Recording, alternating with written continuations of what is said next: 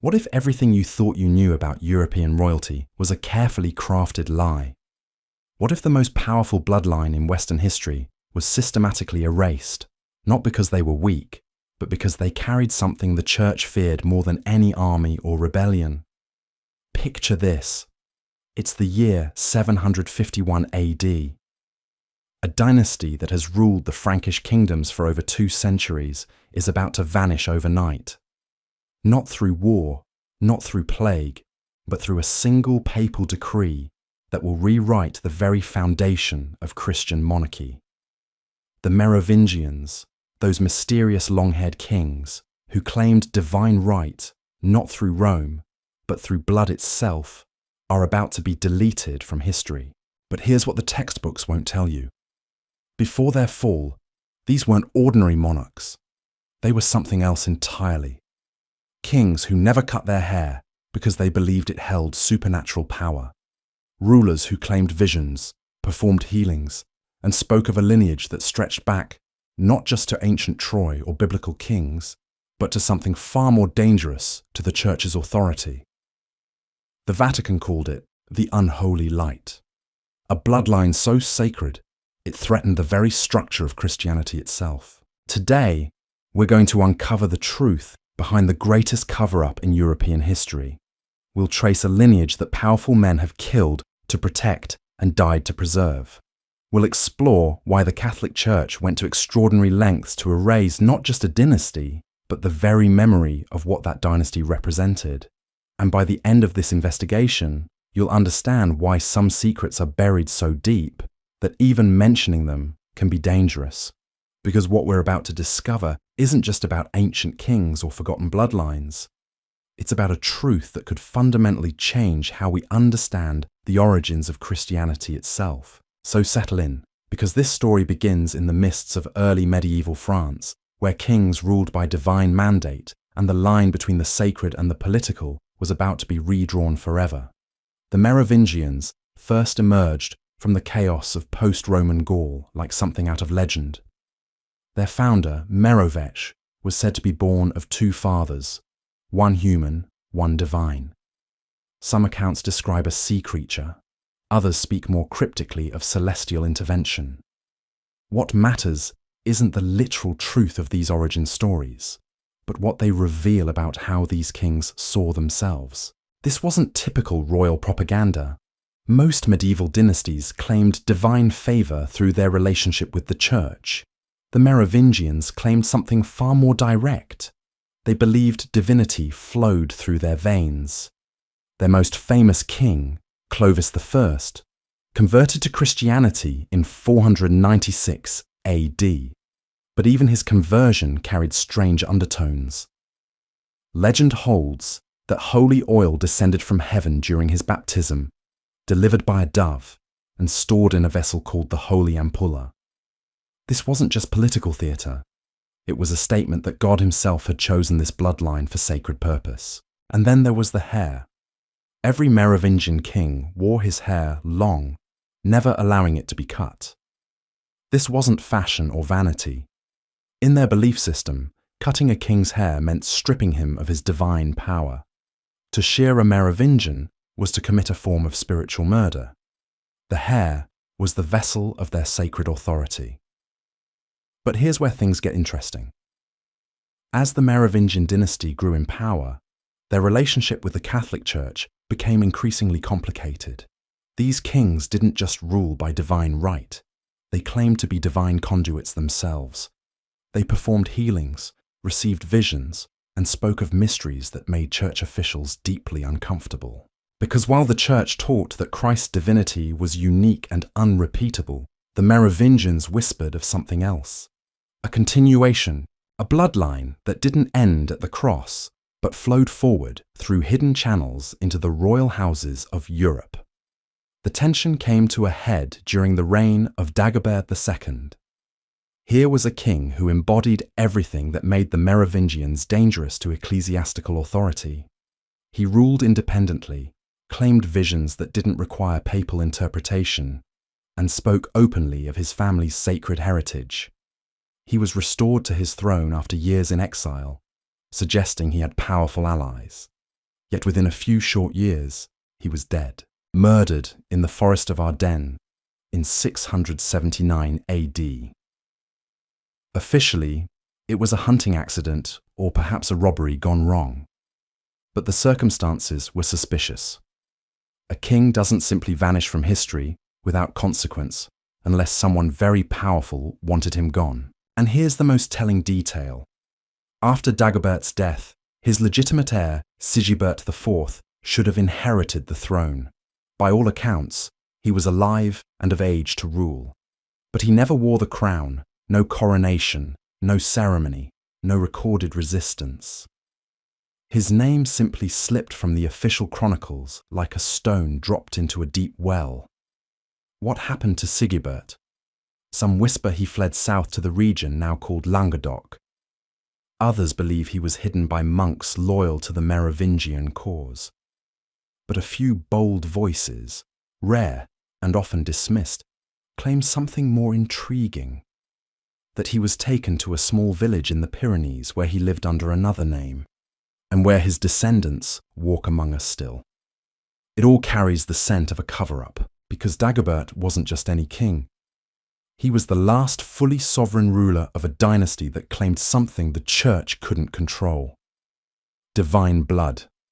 Not divine appointment through papal blessing, but sacred inheritance through genealogy. The Merovingians believed their authority came not from Rome, but from a source far older and more mysterious. They spoke of a lineage that connected them not just to the kings of ancient Israel, but to something that would shake Christianity to its foundations if it were ever proven true. A bloodline that stretched back to Galilee itself.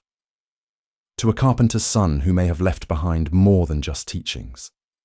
To a woman with flowing hair who fled by boat, carrying within her womb the continuation of a divine legacy that the church would spend centuries trying to erase from history. This is the secret the Vatican called the Unholy Light. Not because it was evil, but because it threatened to illuminate truths that would transform Christianity forever. But to understand why this bloodline posed such an existential threat to the church, we need to examine what the Merovingians actually believed about their own origins.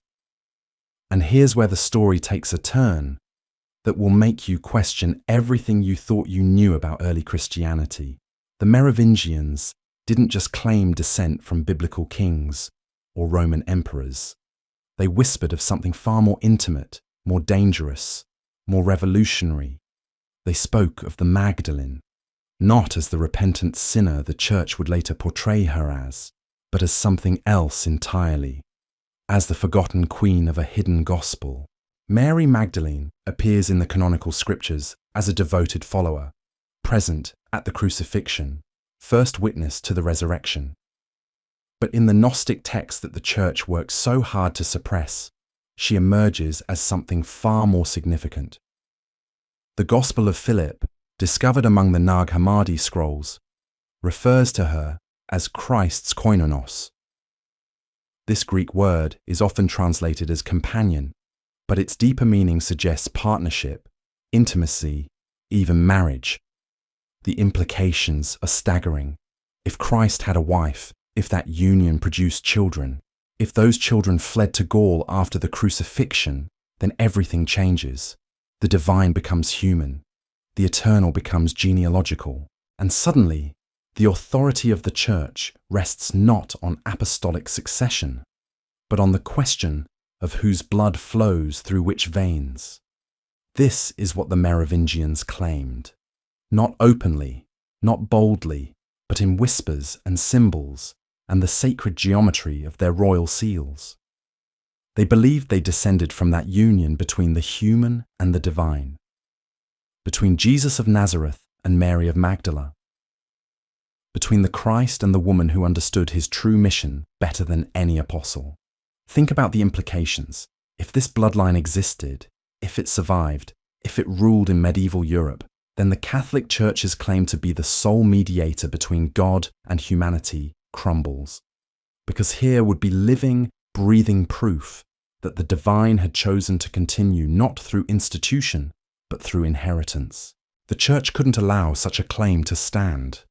Not just because it threatened papal authority, but because it challenged the very foundation of Christian theology. Christianity teaches that Christ's sacrifice was unique, unrepeatable, final. But a bloodline suggests continuation, suggests that the divine work wasn't finished on the cross but carried forward through human generations. So when Dagobert II began speaking too openly of his family's sacred heritage, when he ruled too independently of Roman oversight, when he embodied too perfectly the idea of a king who needed no papal blessing because divinity flowed through his very veins, he became a problem that required a permanent solution. His assassination wasn't just political, it was theological. The removal of a threat, not just to a throne, but to the entire structure of medieval Christianity. But here's what makes this story even more fascinating. The church didn't just kill Dagobert and move on. They orchestrated something far more sophisticated, far more complete. They replaced the entire concept of sacred kingship with something they could control. Enter the Carolingians. Pepin the Short and his son Charlemagne didn't just seize power from the Merovingians. They fundamentally redefined what it meant to be a Christian king. No longer would royal authority flow from mysterious bloodlines or divine inheritance. Instead, it would come directly from papal blessing, from apostolic succession, from the church itself. When Pope Stephen II crowned Pepin in 754 AD, he wasn't just legitimizing a new dynasty, he was establishing a new relationship between heaven and earth. Kings would rule not because of who they were, but because of who blessed them. The church became the gatekeeper of divine authority, the sole interpreter of God's will on earth. It was brilliant, really. The Carolingians got their crown, the church got control over royal succession, and the dangerous idea of sacred bloodlines was buried beneath centuries of carefully crafted theology. But some secrets refuse to stay buried. Some bloodlines find ways to survive. And some truths have a way of surfacing even when powerful institutions spend centuries trying to suppress them. Because if you know how to look, if you understand the symbols and the silences, you can still find traces of the Merovingian legacy scattered across Europe like breadcrumbs leading to a truth too dangerous to speak aloud. In the sacred geometry of Gothic cathedrals, in the mysterious symbolism of the Knights Templar, in the coded manuscripts of medieval monasteries, in the genealogies of noble families who whisper of ancestors too sacred to name. The unholy light the Vatican feared wasn't extinguished in that forest in 679 AD. It simply learned to shine from the shadows, waiting for someone brave enough to follow its glow back to the source. And that journey leads to places you might never expect. To a small village in southern France where a mysterious priest amassed impossible wealth. To secret societies that claimed to guard ancient truths, to symbols hidden in plain sight across the landscape of Western civilization. The story of the Merovingians isn't just ancient history, it's a mystery that reaches into the present day, touching bloodlines that may still walk among us, carrying within their veins the most explosive secret in human history. Human history. So we return to where we began, standing at the edge of a mystery that refuses to be solved, only deepened. The Merovingians claimed a bloodline that threatened the very foundations of Christianity. The church called it the Unholy Light and spent centuries burying its glow. Yet still, it flickers in the shadows of history, in symbols carved in stone, in genealogies whispered behind closed doors, in truths too dangerous for daylight. Whether this sacred lineage flows through ancient veins or modern blood, whether it died with Dagobert or walks among us still, one thing remains certain. Some secrets are worth killing for, worth dying for, and worth remembering. The question isn't whether you believe the story. The question is whether you're ready to see the light.